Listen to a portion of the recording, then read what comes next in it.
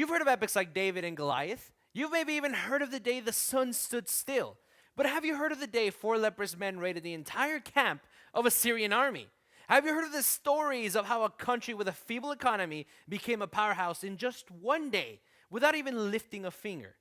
Today we will start a new series called Unknown Epics, where we will cover the lesser known conflicts that truly contain some of the greatest stories that you have not heard.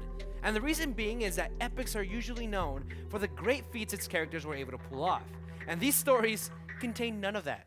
But rather its characters are people who were laughably outmatched in every way, and yet by some miracle or another, definitely not by individual efforts, they were able to win. I personally really enjoy this series because through these unknown epics, you really learn that one's capability is not always everything. So with that said, I'm Jorge Martinez, this is GGC Today, and we'll start by turning back the clock hundreds of years to the siege of Samaria. In this particular point in history, the great king of Syria, Ben-hadad, gathers all of his army to go against Israel and besieges their capital city of Samaria. Now, when someone takes their entire army and besieges the capital city of your kingdom, one can say you're screwed. Why? Because a siege is when someone takes their army and sits outside your city. This blocks your opponent from any sort of contact with the outside world. They are essentially trapped in their city with little to no way out. So Syria besieging Samaria means that Samaria can no longer have the capacity to obtain goods or materials that are necessary to survive. And this devastated Samaria's economy. Food and materials were so scarce that the hottest commodities on the market were bird poop and donkey parts. And don't think they were cheap either. No. Check out this math. So during the time of the siege, the value of 1 gallon of bird poop was at about 40 shekels of silver, and a donkey's head was going for about double that at 80 shekels of silver. 1 shekel of silver is about 11 grams or 0.39 ounces of silver. That means that 40 shekels of silver are 15.6 ounces of silver, and that 80 shekels of silver are about 31.2 ounces of silver.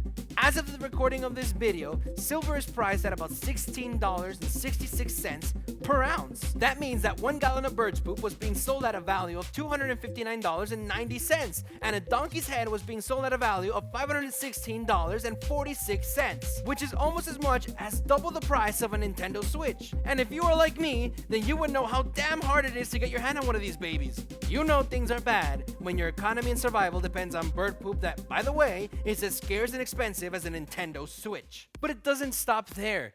Things were actually worse. People were so hungry that mothers were boiling their children alive so that they could survive.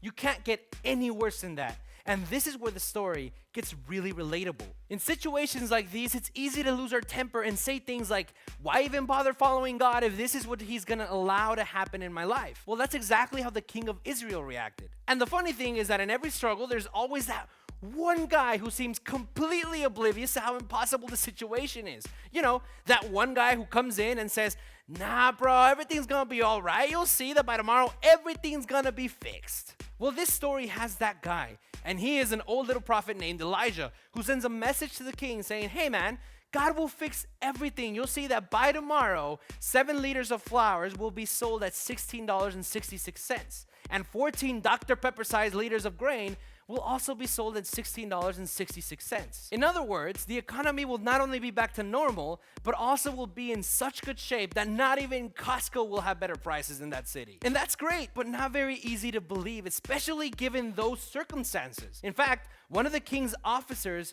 flat out said, that's impossible. But sure enough, the next day, something really interesting happens. Outside the gates of the city were 4 leprous men. They couldn't be inside the city because, well, they were leprous. And they couldn't leave the city either because just outside the city was the camp of the entire Syrian army. They were literally in the worst possible position that they could be in. So one of the 4 men is like, okay, look, we're dying of hunger here. We can't go in the city because they were not allowed in there. And we can't go to the camp of the Syrians because they'll kill us. But you know what? If we're going to die anyway, we might as well try our luck with the Syrians. It may be that they'll have mercy on us and give us food. So they decided to leave at twilight for the Syrian camp. But when they got there, they found the Syrians' weapons, they found the Syrians' horses, the food, and everything that belonged to them, but there was no Syrian in sight. Not one. See, what they didn't know is that previous to them getting to the camp, God played a little game on the Syrians. Before the 4 men made it into the camp, the Syrians heard loud noises.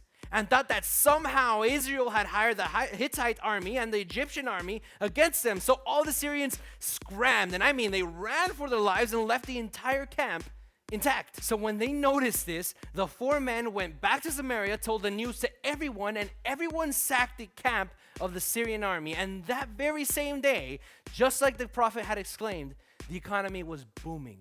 Oh, and the officer who didn't believe, he got trampled on by the people desperately running out the gate back to the Syrian camp. So this is one of my favorite battles or conflicts because it shows you that even when you are at your lowest point possible, you don't need to muster up some impossible level of intellect or impossible level of strength to get out. No. What do we learn from this story? That when God tells you that He's going to turn things around, even if they seem impossible, believe it. Because God has that power to do the impossible in your life, as we saw in this story. So that's all the time that we have for you today. Again, our upload schedule is still a bit fuzzy. It might be every Sunday, it might be every 2 Sundays. But what you can do to stay on alert is to hit that subscribe button and the little bell next to it so that you can be notified every time that we post a video. Also, don't forget to give this video a like and to share it.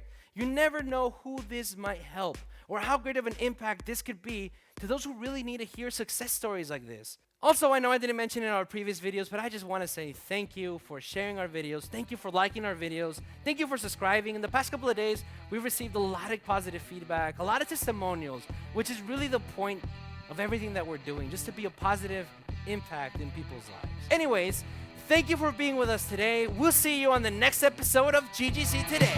Bye-bye.